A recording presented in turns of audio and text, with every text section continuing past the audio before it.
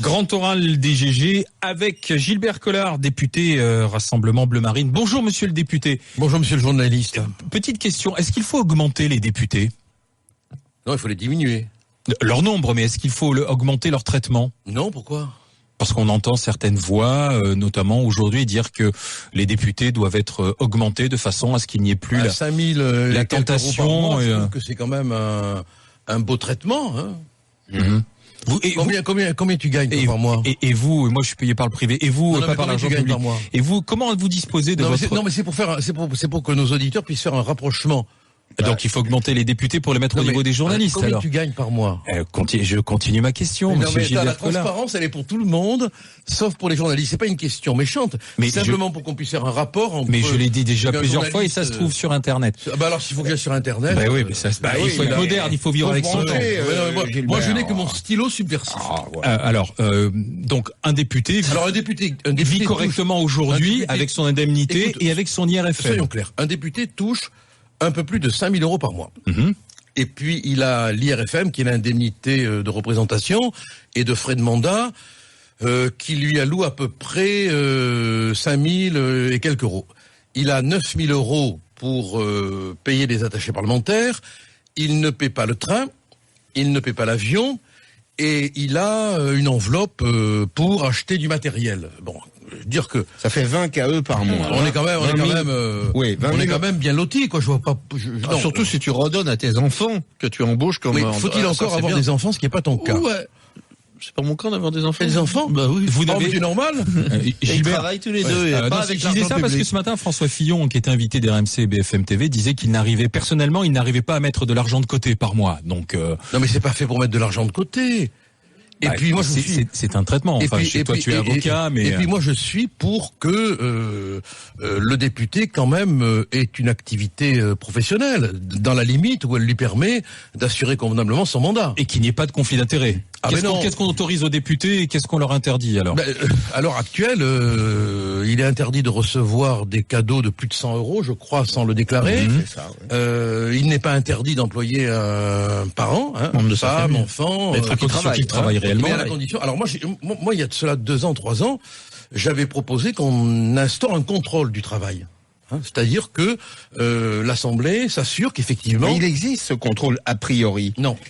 A priori, c'est à l'Assemblée de contrôler... Non. Et pourtant, si. Non, mais non, ce n'est absolument pas dans le règlement intérieur.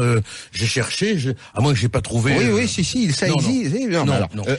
Attention, le contrôle de l'exécutif est libre. C'est-à-dire que le législatif... Non, mais le problème, si tu veux, c'est que tu as la séparation. Ce qui fait difficulté, c'est que il y a de plus en plus d'émictions du pouvoir exécutif dans le législatif. Bien, c'est ça. Et ça, c'est quand même très grave. Bon, mais d'un autre côté, tout en respectant la séparation des pouvoirs, on pourrait organiser un contrôle. C'est-à-dire qu'il y a une justification du travail, et des notes de frais. Ah ben oui. Alors, ce qu'il faut, moi, je le racontais hier, mais je le répète. Quand je suis arrivé à l'Assemblée, franchement, j'ignorais quels étaient les usages. Les usages, parce que moi, j'avais mon métier. Bon, je gagnais beaucoup plus que ce que je gagne à l'Assemblée. Ça, c'est clair. Là, la feuille de transparence le démontre. Et quand on m'a donné ma carte bleue, qui correspond à l'IRFM, on m'a dit les fonds ne sont pas contrôlés. J'ai dit pardon. On m'a dit non. Le fisc n'a aucun regard là-dessus. Ça, oui. Et tu sais ce que m'a dit l'employé de haut niveau qui m'a remis la carte? Il m'a dit le seul contrôle, c'est le canard enchaîné. C'est mignon, c'est parce qu'on balance ça au canard enchaîné. Voilà, bon. Mais sur le nouvel auxiliaire de justice, selon certains. Juste une question. Oui, c'est même un informateur de police. Sur cette enveloppe de 20 000 €, à peu de choses près. À peu près, oui, un peu moins. Que tu touches comme parlementaire, combien sont fiscalisés? Non, on paye l'impôt est prélevé directement sur ce que nous percevons, mais il y a pas de fiscalité, je crois. Mais tu payes un impôt sur le revenu, sur ton traitement. Oui, absolument. Donc 5 000. 5 000, Et le reste, ça doit être 6 000 à peu près. D'accord. Et il doit rester 5 000. Si le Front National arrive au pouvoir, il n'est pas question d'augmenter les députés. Au contraire, je parle du traitement, mais plutôt de diminuer le nombre des députés et sénateurs. 300, et il n'est pas question d'une augmentation du revenu. De toute façon, il faut quand même qu'il y ait une dimension de service dans ce qu'on fait. Quand même, bon. Alors, les députés qui se plaignent de ne pas gagner assez d'argent, ils n'ont qu'à faire autre chose, hein. Ils n'ont qu'à faire comme Monsieur Macron, être banquier, hein. Il ne l'est plus. Mais ministre de l'économie. Il ne l'est plus non plus. Oui, ou alors bouteille vide sans étiquette. Précisément, moi je voulais te poser une question par rapport au programme du Front National. Alors, on parlait de fric justement. Je doute ça pas va être une question objective. Oui. Enfin oui, je pense. Je doute pas que les dirigeants du Front National, les gens qui ont du fric habituellement, ils aient leur fric en dollars ou en roubles ou en je sais pas quoi à l'abri ou Panama ou ailleurs. Ça j'en doute pas. Mais pour les pauvres. Pour les gens qui ont un petit peu de blé sur leur compte, qui ont un peu de blé qu'ils ont placé à droite, à gauche en épargne, quand même, le pari de revenir au franc, même si certains économistes gauchistes disent qu'il n'y a aucun risque, le pari de revenir au franc, c'est quand même une prise de risque considérable par rapport à tous ces tout petits épargnants, je veux dire des gens qui ont mis de l'argent pour leur retraite de côté en France, hein, qui ne sont pas au Panama. C'est quand même énorme. Je dis c'est un pari. Je dis il y a énormément de chances quand même, d'après tous les économistes, que ça parte en vrille très vite et qu'on perde tout. Mais là, ce que disent les grandes entreprises. Attends, vous avez bien vu. Je parle au niveau de petits épargnants. Vous avez quand même vu que les banques européennes, celles qui nous paraissent, planquent un quart de leurs bénéfices dans des paradis fiscaux. Ça devrait quand même vous alerter, ça. Oui, mais quel rapport avec nous, notre fric? Non, mais le rapport, c'est qu'on a affaire à un système de financiarisation qui est énorme, quoi. Bon, alors le retour au franc n'empêchera pas les paradis fiscaux. Éventuellement. Qu'est-ce qui va nous arriver? Tu m'as posé la question. Oui. Laisse-moi répondre. Bon, d'abord, je considère que tout débat sur l'euro aujourd'hui est devenu un débat entre théologiens. Il y a ceux qui sont pour la sortie, ceux qui sont contre la sortie, les arguments s'entrechoquent, je te donne mon prix Nobel, tu me donnes ton prix Nobel, et on n'arrive pas à une discussion rationnelle, quoi. Et puis une discussion qui ne soit pas soutenue quand même par des préoccupations politiques. Par exemple, les adversaires de l'euro nous écrivent le scénario des dents de la mer, quoi. Ça va être le cataclysme, Alors, si on lit par exemple l'étude de Sapir, qui est un économiste que les partisans de l'euro contestent, bon, il explique très clairement qu'avec la Lex Monetae que tu connais, la loi monétaire. Voilà, mais c'est quoi? J'en sais rien. Je suis pas monétaire. Voilà. Tu vois. Alors moi, les papiers que j'ai lus sur le sujet, c'est qu'effectivement. Étienne, c'est pas un reproche. J'avais un débat hier soir avec une journaliste fort aimable. Hein. Je lui disais, est-ce que vous pouvez m'expliquer les paramètres qui ont permis la construction de l'euro et la variabilité de l'euro dans les différents pays par rapport au contexte économique et commercial. Oui, mais elle m'a dit non. Non, mais personne. Personne. Et alors justement, sans être technique, personne ne peut. Mais pour celles et ceux qui vont aller voter dans 15 jours, celles et ceux qui vont aller voter, moi je leur dis, en leur les disant, petits épargnants, est-ce que le 1 euro égale ensuite un franc? Oui, bien sûr, mais bien évidemment. Mais qu'est-ce qui garantira la valeur de mon fric? Moi, si j'ai 5000 balles qui sont placées aujourd'hui et je me dis je les garde pour ma retraite, on repasse en francs. Qu'est-ce qui garantit que avec ce franc, j'achèterai ce que j'achète aujourd'hui avec mes 5000 balles en euros? Mais d'abord, mon cher Étienne, et tu ne le mérites pas. On t'a pris pour un con. Parce que tu le mérites pas, hein. Parce que, rappelle-toi quand tu achetais ton café en francs.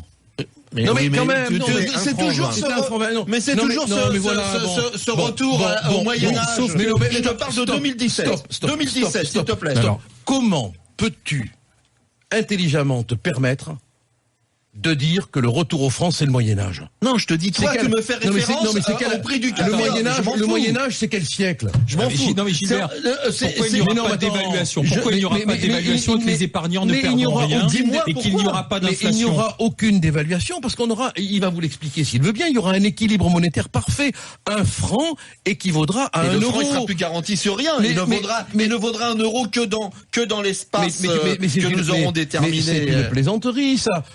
Nous récupérons d'abord, et ça devrait tous vous satisfaire quand même, la maîtrise de notre banque. On va pouvoir, à l'heure actuelle, on emprunte à des taux plus élevés que l'Allemagne. On est à 40 à peu près. Voilà. On est à 1,05. Gilbert finit son explication. Bon, mais l'Allemagne emprunte moins cher quand même. Parce qu'aujourd'hui, la crainte principale dans le vote vers le Front National, c'est ça, c'est la peur de certains de se dire est-ce que je vais perdre de l'argent. Non, mais ça c'est évident. Ça c'est de la propagande. Je vais te dire deux mots là-dessus.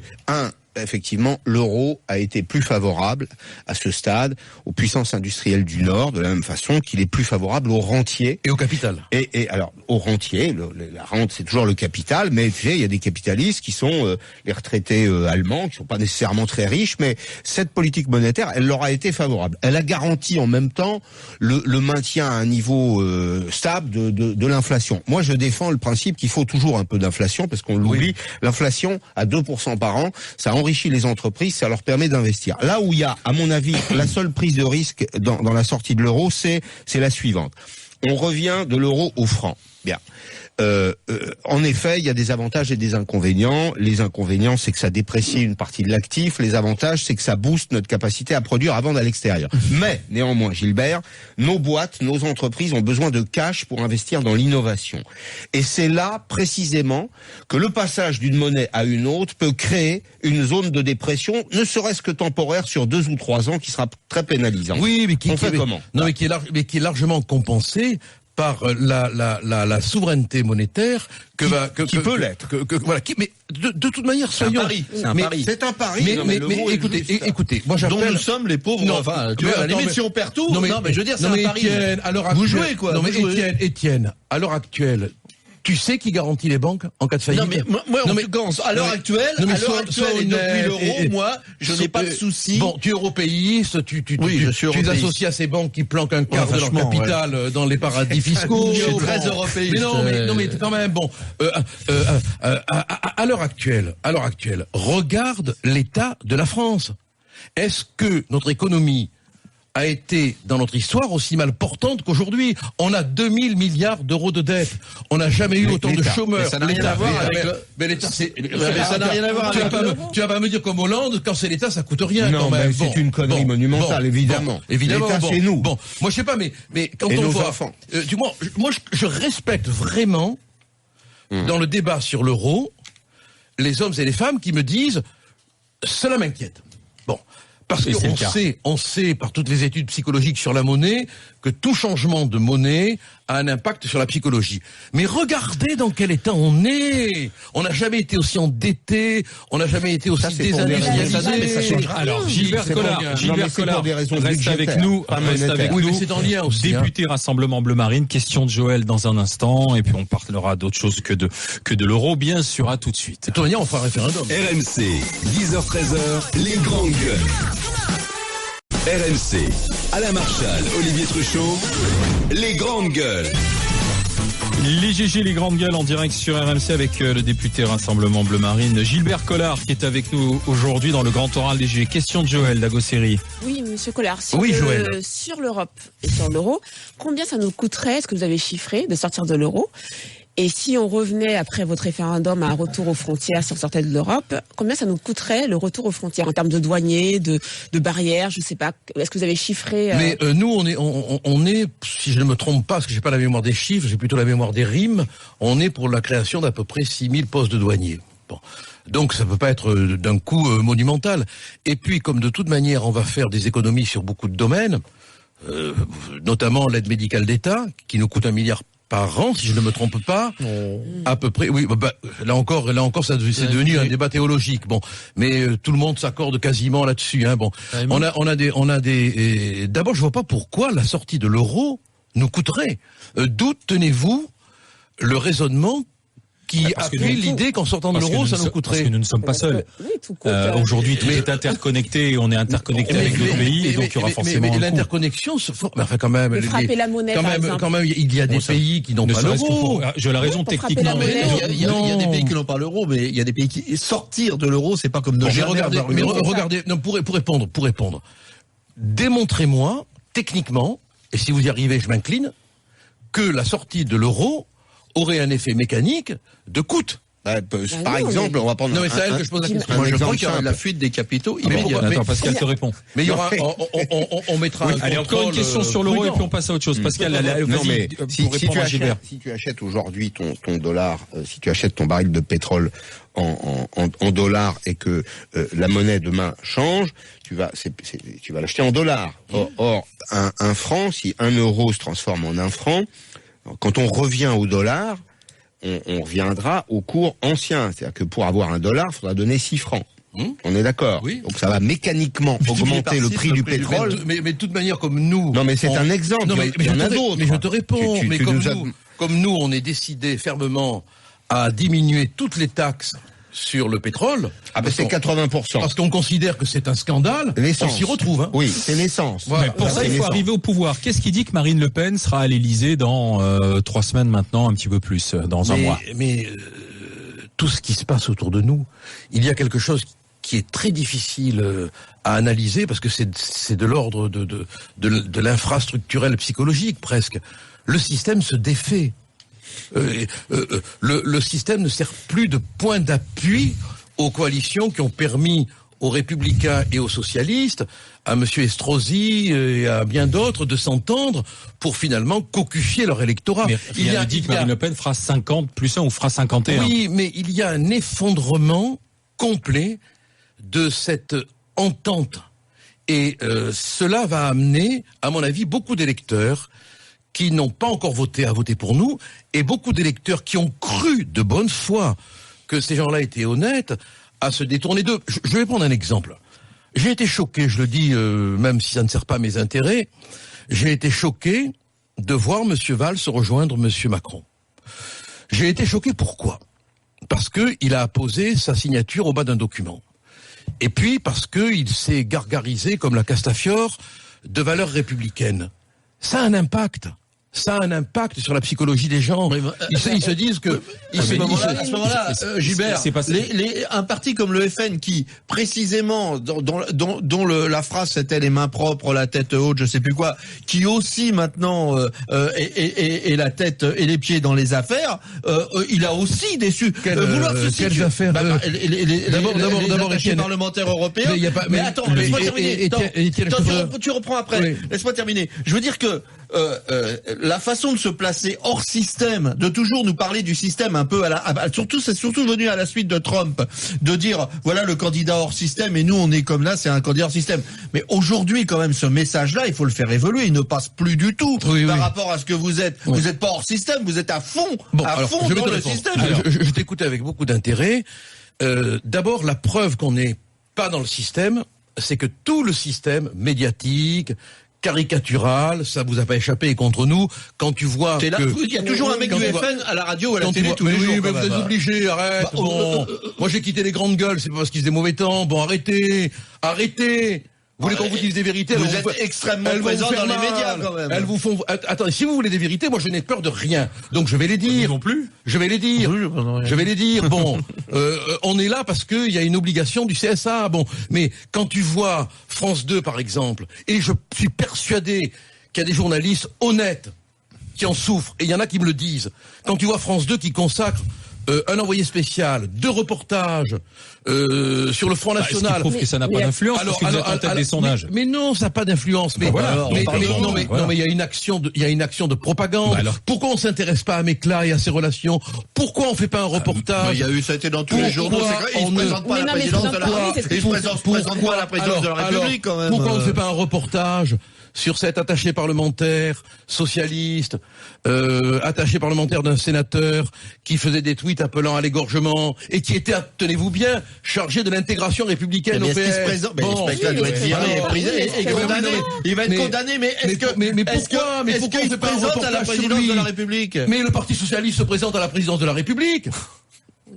Non mais alors pourquoi on fait pas un reportage? Mais moi je demande l'honnêteté, qu'on fasse des reportages sur nous. D'accord, mais qu'on s'intéresse à tout le monde. À cette élection, tu es persuadé qu'il y a une dynamique qui fera que le plafond de verre, comme on dit, va cette fois-ci craquer et que Marine Le Pen va être réalisée. Seulement, le socle de voix du Front National n'est pas suffisant. Il faudra qu'il y ait des ralliements, d'autres Français qui votent pour elle, voire peut-être d'autres personnalités de droite ou je ne sais qui appellent à voter pour vous. Mais elles viendront. Qui viendra à ce moment-là? Mais moi, je suis persuadé. Quelle est ta certitude? Je suis persuadé d'abord, Dupont-Aignan, il appellera à voter Marine Le Pen. Il l'a dit.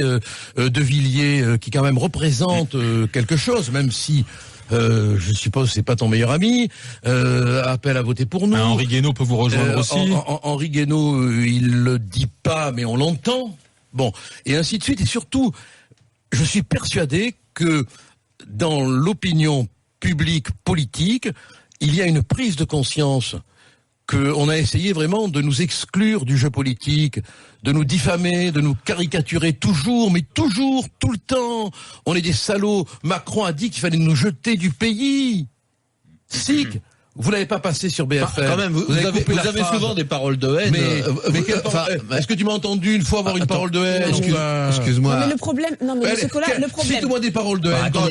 Excuse-moi, j'ai pas le. Cite-moi une parole de haine. Mais vos électeurs ont vu. Attends, pas en même temps. Citez-moi une parole de haine, voilà. Non, mais peut-être pas vous, parce que vous êtes assez intelligent pour pas le faire, ou monsieur Philippot. Parce que je suis haineux, alors. Non, mais je vous dis pas vous. Mais excusez-moi, mais nous on vit pas dans les salons de l'Assemblée nationale. On vit on marche dans la rue avec vos électeurs qui, je suis désolée. Oui, mais vos électeurs, je suis désolée, il y a une partie de vos électeurs qui ont des paroles de haine. Et nous, on va vivre avec. Bah oui, on va vivre avec. Mais il y a qu'à aller sur Twitter. Vous voulez que je vous montre l'étude que je peux recevoir? Et Mehdi Mekla, il n'avait pas des paroles de haine. Mehdi Mekla, il s'est fait lourder. Les insultes parlementaires. Le nombre d'insultes que je vais avoir. Je vais couper court. Chaque fois que personnellement je chope un type qui a une parole de haine, j'exige son exclusion. Je l'exige. Et personne ici ne pourra dire le contraire. Et je le fais exclure. Parce que si on ne l'exclut pas, je m'exclus. C'est clair ? Bah non, on va faire comment pour exclure 30 millions de Français? Parce qu'il y a 30 millions de Français. Non, mais je vous dis un chiffre au hasard, mais je veux dire, il y a 66 millions de Français. Non, mais je vous en supplie, soyez pas raciste. Non, mais je ne suis pas raciste, mais on va faire comment nous, la population qui travaillons, qui allons acheter notre pain, comment on va faire pour exclure les gens qui vont nous dire sale noir, ou sale arabe, ou retourne chez toi? Qu'est-ce qu'on va faire avec ces gens-là? Non, excusez-moi. Ils ont une parole qui se libère. Mais ça, c'est un mot de... Ça veut dire quoi, la parole qui se libère? Elle le dit parce qu'elle en a été victime. Je le dis très solennellement ici, gens qui seraient racistes, vous n'avez pas votre place avec nous. Vous ne l'avez pas. C'est trop tard. Ah oui, tout est toujours trop tard. Oui, bien sûr. Non, mais attends. Mais arrêtez de faire un procès d'intention. Non. Là, te fâche pas. Je dis c'est trop tard. C'est trop tard parce que le verre est dans le fruit. C'est-à-dire vous êtes monté comme ça. C'est la haine. C'est quand même ça qui a fait des électeurs chez vous. Si je peux me permettre, vous êtes en train de vous comporter comme des racistes. Oui, pas du tout, ça, non, mais on connaît non, ça. Mais bien sûr, il y a une population qui est forcément mauvaise, qui est forcément infréquentable, qui est forcément nauséabonde. Tu retournes les situations. Je dis la vérité. Tu es assez bon dialecticien. Je dis la vérité. Est-ce que aujourd'hui c'est embêtant ces affaires pour le Front National avec l'histoire du micro-partisan, parce qu'il y a un procès en attente pour escroquerie et recel d'abus de biens sociaux, Frédéric Chatillon qui est mis en examen. Est-ce que aujourd'hui, mais regarde l'affaire des assistants parlementaires aussi, vous le parti de l'ordre avec Marine Le Pen qui ne veut pas aller répondre aux questions des juges. D'abord, moi je crois vraiment qu'il existe un cabinet noir. Pour une raison très simple, et là je parle en avocat qui a roulé sa bosse, le directeur des services des affaires criminelles et des grâces, c'est monsieur Gély. Ancien procureur, comme l'était Courroy, les mêmes choses se reproduisent à Nanterre. Ancien président de l'association des procureurs, qui avait pour second monsieur Dallest. Aujourd'hui, cet ancien camarade de régiment de monsieur Sapin et de monsieur Hollande dirige les affaires criminelles et les grâces. Monsieur Dallest, qui était le numéro 2 de l'association des procureurs, dirige Tracfin. Chaque fois qu'une affaire éclate, concernant le front ou concernant quelqu'un d'autre, comme Fillon par exemple, c'est le même parquet, le parquet financier. C'est le même service de police. Ce sont les mêmes juges. Donc ils inventent l'affaire ou il y a quand même une affaire? Non, mais il y a quand même une affaire ou c'est du pipeau complet? Je ne dis pas qu'ils inventent l'affaire. D'accord, c'est déjà important quand même. Je veux dire juste qu'il la traite. Non, mais je veux dire que la mise en examen de quelqu'un, ça peut arriver demain. Oui. Ça peut arriver à chacun d'entre nous. Mais bien sûr. C'est arrivé à Leroux d'ailleurs, il a été viré en 2 jours. Oui, mais pour l'instant, on n'a pas encore, comme c'est un miracle, la fuite de ces procès-verbaux dans la presse. Hein. C'est bien, c'est bien. Il a été viré en non, mais d'accord, c'est bien, c'est bien. 2 heures après la perquisition de la police dans le bureau de Fillon, les documents étaient dans les rédactions. Il y a un problème quand même. Il y a un problème. Mais pourquoi vous ne portez pas plainte à ce moment-là avec le Front National contre ces personnes citées pour le cabinet noir? J'ai posé une question écrite, le premier, au ministre, en lui demandant de déclencher une enquête.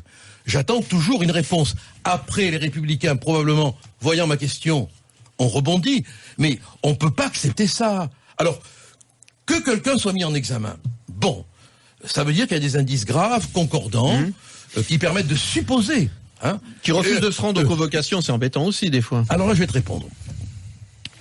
Je vais te répondre très techniquement. Tout député, depuis Mirabeau, on est là par la volonté du peuple, on la sortira par la force des baïonnettes, a droit à une immunité. D'après un arrêt de la Grande Chambre, contre l'État de Turquie, l'immunité n'appartient pas aux députés. Elle appartient au Parlement. Est-ce que tu peux m'expliquer pourquoi les juges convoquent Marine Le Pen sans demander la levée de l'immunité? Pour être sûr qu'elle y va pas, c'est ça ton Je te pose la question. Bah non, il convoque, elle peut s'y rendre. Elle peut ne pas s'y rendre, elle peut s'y rendre. Pourquoi les juges sans demander la levée de son immunité? Alors je reprends ma question. Non, mais parce qu'elle peut s'y rendre. Mais l'immunité n'appartient l'arrêt de la Grande Chambre. Elle appartient aux députés, elle appartient au Parlement. Tu ne peux pas t'en défaire. Et le juge, légalement, elle est empêchée. Légalement, elle est empêchée de se rendre. Attention. Elle est empêchée légalement. Depuis l'arrêt de la Grande Chambre, le député ne peut pas renoncer à son immunité. Mais elle pouvait se rendre en convocation ou non? Si elle avait voulu violer la loi, mais enfin, tu es extraordinaire. Mais Étienne, d'accord, en fait, Étienne violait la loi en se rendant, d'accord. Étienne, tu n'arrives pas. Ton parti pris t'empêche de comprendre une technique. L'immunité, les juges auraient dû en demander la levée. Un an avant. Marine Le Pen. Mais écoute, c'est un an avant, Marine Le Pen avait écrit au procureur, pour lui demander de désigner un juge. Ils ne l'ont pas fait. Ils ont attendu le moment des élections pour désigner un juge. Évidemment. Il y a un problème quand même, soyez honnêtes. Gilbert Collard, on ouvre le Grand Prix de l'Élysée, Pascal, on a encore du temps à passer avec Gilbert Collard. Grand Prix de l'Élysée. Moi, je demande un peu d'objectivité, c'est tout. S'il vous plaît. Les grandes gueules. Je suis candidat. Je serai candidat. Le Grand Prix de l'Élysée. François Fillon était l'invité ce matin d'RMC et BFM TV. Et François Fillon, il a une certitude. On va te la faire écouter. Il sera au second tour. Il a le droit. Si vous êtes éliminé le 23, est-ce que vous voterez Marine Le Pen le 7 mai? Monsieur Bourdin, je ne serai pas éliminé le 23. Non, mais si vous l'êtes. Eh ben, je vous dis, je ne le serai pas. Voilà. Et moi, je ne me place pas dans la situation où je le serai. Le Nini, vous étiez favorable ou pas? Tout le monde connaît mes convictions. Tout le monde sait que j'ai combattu le Front National toute ma vie. Et je ne m'arrêterai pas à 63 ans. Ce serait le meilleur adversaire pour Marine Le Pen si elle est elle aussi au second tour, François Fillon? Moi, je crois beaucoup à une percée de Mélenchon. Je crois beaucoup à une percée de Mélenchon pour 2 raisons, et Dieu sait que j'ai pas ces idées. Sauf sur certains points. C'est un excellent débatteur. Et ensuite, il est la nouvelle gauche. Voilà. Bon. Alors, est-ce que Fillon sera... Avec des idées anciennes, Gilbert. Avec des idées très anciennes. Ouais. Très anciennes. Ça sent un peu... Donc il y a une dynamique. Congrès de Tours. Il y a une dynamique Mélenchon plus qu'une dynamique Fillon. Oui, non. Attends. Charles Martel. Si tu veux, Fillon, son drame, c'est qu'il est en train de suivre son propre corbillard. C'est lui-même qui a démonétisé sa parole. Quand il a dit, si quelqu'un est mis en examen, il ne peut pas être candidat. Il a eu tort de le dire du reste, parce que j'ai connu plein de mises en examen qui ont été complètement innocentées, moi. Rappelez-vous, Woerth. Et tu m'accorderas que j'ai toujours eu cette position. C'est vrai, tu es toujours défendu dans les GG. Voilà, que ça concerne n'importe qui, droite ou gauche. Bon. Alors, pour moi, Fillon, il est présumé innocent. Je ne sais pas ce que l'enquête dira, mais il a menti. Comme Valls qui a signé et qui a menti. Donc il devrait plus être candidat alors qu'il est. Il aurait dû de lui-même, tu veux, de lui-même se dire qu'il portait dans le dos reniement, voilà. Et il est vrai que sur le terrain, alors après l'exploitation qui en a été faite, on peut en discuter. Et moi, elle me choque.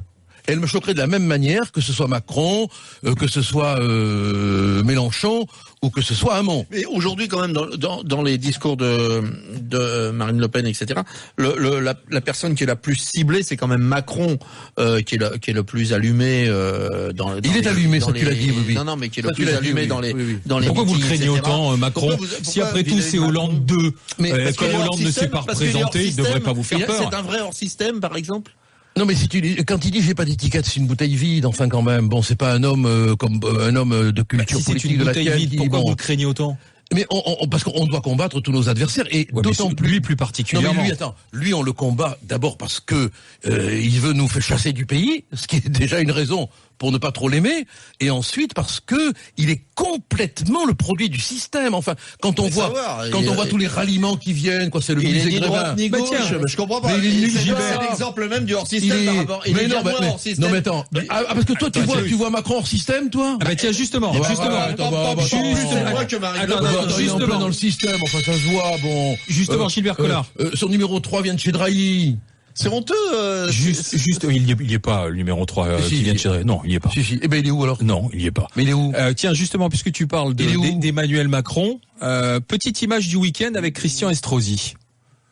Je n'oublie pas le combat qui a été livré aux dernières régionales par Christian Estrosi. Et je crois que les Républicains se reconnaissent à cela. Savoir où sont les vrais dangers pour la République et où sont les vrais ennemis. Il y en a qui parfois le perdent de vue dans la période que nous vivons. Nous, non. Et je crois que c'est Stéphane Ravier qui a tweeté à propos de Christian Estrosi que c'était une planche pourrie. Tu dirais la même chose? Non, parce que je trouve que c'est une formule valise. Et j'aime pas les formules toutes faites. Et là, c'est une rencontre entre républicains, c'est ce qui a été dit ce week-end. Voilà, d'abord, je pense que Macron pourrait éviter de prostituer ce beau mot de République à ses combines dans l'urne de trottoir, hein, parce que rencontrer Monsieur Estrosi, c'est quand même pas un moment qui incarne la République. Qu'est-ce qu'on voit? C'est que le système des ententes de cocufiage se remet en place. Voilà, c'est tout. Bon, Estrosi... Ça veut dire quoi, le système de cocufiage? Estrosi, il est prêt à aller vers Macron, c'est ça? Bien évidemment, en trahissant tous les siens, comme il s'est fait élire par les socialistes. Bon, je crois que c'est cela que les Français ne supportent plus. Franchement, parce que nous, on a l'impression que rien n'est décodé dans l'inconscient. Mais l'inconscient des hommes et des femmes de France décode. Et il voit très bien que ce rapprochement, il est complètement mercantile. Bon, et alors, on met la République à cette union. Ah bon? Dernière question, Pascal Perry. Le 29 mars dernier, 170 naissances à l'hôpital de Mayotte. Oui. 90% de Comoriens. Je n'ai pas les chiffres pour la Guyane, pour Saint-Laurent-du-Maroni et pour les hôpitaux locaux, mais on sait qu'une grande majorité des enfants qui naissent ne sont pas de nationalité française. Oui. Faut-il suspendre ou aménager le droit du sol dans ces départements? Ah, il faut le suspendre. Du reste, c'est une demande des Guyanais qui sont complètement perturbés par le Suriname, par le Brésil. Moi, je connais bien la Guyane et je m'étonne du reste que Madame Taubira, étant au gouvernement, n'ait pas fait plus pour cette belle région qui n'est pas une île. Faut quand même le dire. Non, c'est un département. Voilà. Il y a l'île. Non, mais d'accord. Il y a 3 îles. Oui, 3. C'est ça. Notamment l'île du Diable où était incarcéré le malheureux Dreyfus. D'accord. Dernière question. Que se passe-t-il entre Marion Maréchal Le Pen et Marine Le Pen? C'est vrai qu'elle est un peu raide, Marion Maréchal Le Pen, et qu'elle est inexpérimentée. Ça, c'est plutôt une phrase qui conviendrait à notre ami Étienne. Oui, mais elle concerne Marion Maréchal Le Pen. Rien ne va plus entre la tante et la nièce? Écoute, je crois qu'on devrait se méfier de ce que je me permets d'appeler les mots morts. C'est-à-dire les mots ou les phrases qu'on entend sans voir la gestuelle qui l'accompagne. Que Marion soit un peu raide, ça fait partie de l'âge, hein. Je crois que je l'ai été, on l'a tous été. Bon, voilà. Maintenant, elle est inexpérimentée. Elle est inexpérimentée. Lui, il est raide, mais il prend des produits. Elle est inexpérimentée, Marion Maréchal Le Pen. Non, je ne crois pas qu'elle soit expérimentée. Je crois qu'elle a fait beaucoup de progrès en quelques années. Qu'elle a une vraie stature. Ce qu'elle dit à propos de sa tante, elle a dit c'est dégueulasse, je fais le job, c'est dégueulasse de dire que je suis inexpérimentée. Non mais Marine a raison de nous dire à tous qu'on est inexpérimenté, parce qu'il faut se taper une présidentielle, il faut se taper beaucoup de travail pour avoir l'expérience d'une maîtrise première de la politique. Moi, je le prends aussi pour moi. Hein. Et si jamais Marine Le Pen perd cette présidentielle au congrès de septembre, c'est dehors et c'est Marion Maréchal Le Pen qui prend les rênes. Je ne crois pas. Franchement, je ne crois pas. Les Atrides. J'y crois pas trop. Merci Gilbert Collard d'être passé par le grand oral des GG. J'ai été très heureux de revoir mon ami Étienne. Merci Gilbert Collard. Dans un instant, le GG et vous. RMC, jusqu'à 13h, les grandes gueules. RMC, 10h-13h, Alain Marchal, Olivier Truchot, les grandes gueules. Les GG, les grandes gueules, avant d'écouter Michel et Sébastien dans le GG et vous, ce qui va nous emmener du côté de la Vendée et de l'Eure-et-Loire, c'est monsieur Éric Brunet de Radio Brunet, sur RMC, 13h-15h. Bonjour les GG, j'étais en train d'écouter à mon bureau le moment là des GG avec Collard sur le cabinet noir et sur les tentatives quand même d'immixtion de l'Élysée dans la sphère publique. Bah écoutez, moi je suis assez d'accord avec Collard, je pense que l'Élysée est intervenu dans les affaires judiciaires qui touchent les ennemis de François Hollande, donc en particulier la droite et François Fillon. Alors je suis désolé de voir que les journalistes n'enquêtent pas sur ce sujet, parce que à tout le moins ça mérite une enquête. Je suis pas la preuve, ce sont des journalistes qui ont enquêté et rêvé dans un livre. Mais enfin ils disent bon sur Fillon, d'accord sur tout sauf sur Fillon. Bon, pourquoi parce que c'est absurde. Moi je suis convaincu que dans l'affaire Fillon il y a eu aussi des accélérateurs de procédure parmi l'entourage de François Hollande. Donc vous en parlez avec Eric tout à l'heure au 32-16. GG et vous s'il vous plaît. RMC les grandes gueules, les GG et vous. GG et vous, on va commencer avec Michel qui veut rediscuter avec Pascal Perry à propos du cas Fillon. Extrait, replay et dialogue. C'est-à-dire le fait qu'il soit très exposé devient une force, c'est-à-dire la capacité à surmonter ce flot de mise en cause. Hein, la tempête apparaîtra comme un élément rassurant. Je pense que Fillon sera au second tour pour une raison qui est liée à la sociologie électorale en France, c'est-à-dire que la France de droite est majoritaire dans ce pays. Michel, bonjour. Oui, bonjour. Monsieur Pascal, vous écoutez attentivement. Bonjour Pascal. Bonjour Monsieur Michel. Moi Pascal Perry, j'adore Pascal Perry. Le seul problème, c'est quand j'entends que vous défendez quelqu'un comme Fillon, qui a le meilleur programme, qui est sûr d'avoir une majorité, moi je ne peux pas comprendre ça. Pourquoi ? Parce que Fillon, je ne vois pas quelle majorité il aura, avec des gens qui ont le lundi voulu partir et le mardi sont revenus en disant que c'était le meilleur, le plus beau. Ensuite, les économistes ont tous la solution pour résoudre le problème de la France, vous y compris. Donc, je vois pas pourquoi un homme politique ne s'appuierait pas sur des gens extérieurs comme le fait Macron. Pourquoi de prendre des gens qui n'ont plus d'avenir en politique n'est peut-être pas plus mal que de prendre des gens qui visent un poste, parce que comme ça, on peut discuter largement de choses sur lesquelles les gens peuvent être peut-être objectifs pour une fois. Alors, réponse de Pascal, mon cher Michel. Tout ce que vous dites s'entend très bien, y compris le fait que parfois la communauté des économistes fait des propositions qui peuvent tomber à côté, ou en tout cas on n'a pas le pouvoir de les appliquer. Il y a une chose que je sais, c'est que la situation du pays aujourd'hui, elle appelle quand même des solutions, et plutôt des solutions radicales. Quand on examine froidement, et sortons de l'émotion pour rentrer dans la raison. Quand on examine froidement notre situation, on peut anticiper une augmentation des taux à bref délai, c'est-à-dire l'argent va nous coûter plus cher. Jusqu'à présent, il nous était pratiquement donné, parfois même à des taux négatifs. On aura à un moment ou à un autre un problème de financement. Bon, qui dans cette situation est capable de répondre aux défis qui nous attendent ? Est-ce que c'est Fillon ? Est-ce que c'est Macron ? Est-ce que c'est d'autres ? Bon, il faut regarder le programme. Il faut regarder. Voilà, il faut regarder un peu ce qu'il y a sous le moteur là, si vous voulez. Mais je sens bien qu'il y a chez vous aussi un ton de reproche. Croyez-le bien. Non, c'est même pas du reproche. C'est que pourquoi ce monsieur, au bout de 35 ans, qu'est-ce qu'il a apporté à la France réellement en mesures concrètes ? Est-ce qu'il en a apporté beaucoup ? Non, mais Michel, je ne peux pas. Là, ce la que vous première dites, réforme des retraites, c'est quand même sous Sarkozy, Fillon. Une fois, mais pendant 5 ans qu'il a été Premier ministre, qu'est-ce qu'il a fait ? Quelle voie il a apporté ? Alors, je veux pas paraître. je veux pas parler de démago, mais vous savez qu'on est dans un pays. Bon, d'abord, il a fait un certain nombre de réformes sur l'éducation nationale, la retraite, etc.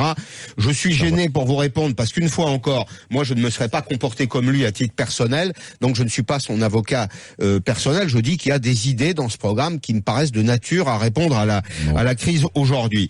Pour le reste, vous n'avez pas tout à fait tort, Michel. C'est un dossier qui est parfois difficile à défendre. Merci d'avoir été avec nous. Je vous envoie un t-shirt DGG, Michel. À très bientôt. Sébastien veut rediscuter du franc-euro avec Étienne Liebig. C'était le dialogue tout à l'heure dans le Grand Oral avec Gilbert Collard. Extrait, dialogue. Pour les gens qui ont un petit peu de blé sur leur compte, qui ont un peu de blé qu'ils ont placé à droite, à gauche, en épargne, quand même, le pari de revenir au franc, même si certains économistes gauchistes disent qu'il n'y a aucun risque, le pari de revenir au franc, c'est quand même une prise de risque considérable par rapport à tous ces tout petits épargnants, je veux dire des gens qui ont mis de l'argent pour leur retraite de côté en France, qui sont pas au Panama. C'est quand même énorme. Je dis c'est un pari. Je dis il y a énormément de chances quand même, d'après tous les économistes, que ça parte en vrille très vite et qu'on perde tout. Sébastien, bonjour. Bonjour. Étienne vous écoute. Bonjour Étienne. Bonjour. Je me faisais la réflexion en vous entendant quand vous avez parlé d'économistes gauchistes qui soutiendraient que le retour au franc ne poserait pas de problème. Ouais. Il n'y a pas que des économistes gauchistes, mais je vais vous en citer deux. Alain Cotta, qui est un libéral de droite. Oui, je sais, mais moi j'ai lu les économistes gauchistes, c'est pour ça que je les ai cités. Parce que c'est des conflits qu'on a aussi, il y a beaucoup de gauchistes qui soutiennent la sortie de l'Europe. Tout à fait. Juste une chose, il faut quand même garder en mémoire, et moi je suis pour la sortie de l'euro, pour le retour au franc, et c'est vrai qu'on va très certainement avoir des chocs en retour. Mais vous ne pourrez pas éternellement avoir une monnaie qui génère des dégâts économiques internes. C'est vrai qu'on ne les voit pas, on ne les perçoit pas beaucoup, mais une monnaie a la vocation à être le reflet d'une économie. À partir du moment où une monnaie n'est pas le reflet d'une économie, ça pose problème. Aujourd'hui, la difficulté de l'euro, quand l'euro dévalue par rapport au dollar, pourquoi il n'y a pas de choc en retour? Parce que tout simplement, l'Allemagne est la locomotive de la zone euro et que l'économie allemande est tellement forte que ça génère la confiance générale. Si demain, imaginez que l'Allemagne vienne à se casser la binette économiquement, qu'il vienne à se déprécier, la première dévaluation que l'euro aura, c'est toute la zone qui va partir en sucette. Vous savez, il y avait un papier hier qui avait été relayé par Alex Taylor, le journaliste, sur le Brexit, qui était assez intéressant. C'est un économiste qui a montré que tout ce que les Anglais reprochent à l'Europe, à leur appartenance européenne, c'est en fait des défauts de l'Angleterre, enfin de l'Union Kingdom en eux-mêmes, et ils mettent ça sur le dos de l'Europe, et ils disaient c'est pas du tout sûr qu'en sortant de l'Europe, les mêmes défauts qui nous ont entraînés dans nos difficultés ne continuent pas, et l'Europe finalement est secondaire par rapport aux propres problèmes de notre pays. N'aurait été qu'un bouc émissaire. Moi, très sincèrement, je pense que on en est là exactement, nous plus encore, puisque je pense que on reproche à l'Europe nos propres défauts, et on fait porter sur l'euro nos propres problèmes. Je veux dire, l'euro, il n'est pas responsable du déficit de la France. L'euro, il n'est pas responsable des soucis qu'a la France, à la fois en interne et en externe. Je dirais même que bien souvent, par rapport à des tas de commercialisation de nos produits à l'étranger, il nous a servi que quand même l'Europe, ça représente 350 millions de personnes, et peut-être plus bientôt. Et ça, pardon, 450. 350, c'est les États-Unis. Et ça nous permet de nous positionner vis-à-vis des États-Unis sur une échelle quand même qui ressemble, plutôt que de retomber à 65 millions, ce qui est ridicule, ce qui fera de nous un tout petit pays. Et je crois que on rêve, les gens qui pensent que le retour au franc et à cette espèce de souveraineté sera la sortie de nos problèmes, et c'est un rêve. Sébastien, debout, réveillé. Merci. T-shirt DGG pour vous. Rideau sur ces 3 heures de grande gueule aujourd'hui en ces débuts de semaine. On se retrouve demain entre 10h et 13h. On compte sur vous, avec notamment le grand oral de Gérard Miller, le psychanalyste qui s'est intéressé à Jean-Luc Mélenchon. À demain 10h. RMC, les grandes gueules.